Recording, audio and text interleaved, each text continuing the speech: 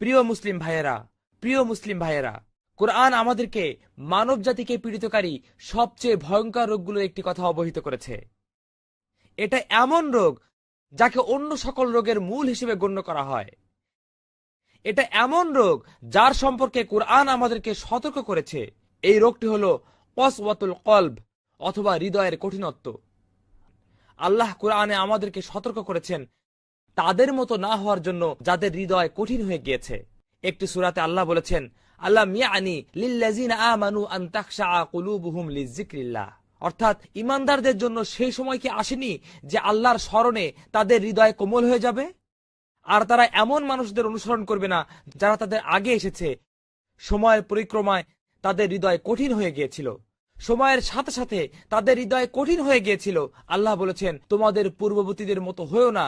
তাদের কাছে ধর্মগ্রন্থ ছিল, তাদের কাছে তাওরাত ছিল, তাদের কাছে ইনজিল ছিল, তাদের কাছে জাবুর ছিল, কিন্তু তারা এটাকে অবজ্ঞা করেছিল, তাই তাদের হৃদয় কঠিন হয়ে গেল। আল্লাহ কুরআনে মুসা আলাইহিস সালামের উম্মতের কথা বলেছেন, তারা প্রত্যক্ষ করেছিল মুজিজা, নীল নদ দ্বিখণ্ডিত হয়ে যাওয়ার।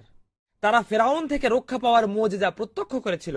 তারপর আল্লাহ বলেছেন, সুম্মা কসাত কুলুবুকুম মিন বাদি যালিক, মুজিজা দেখার পর অল্প সময় পরেই তাদের হৃদয় কঠিন হয়ে গেল।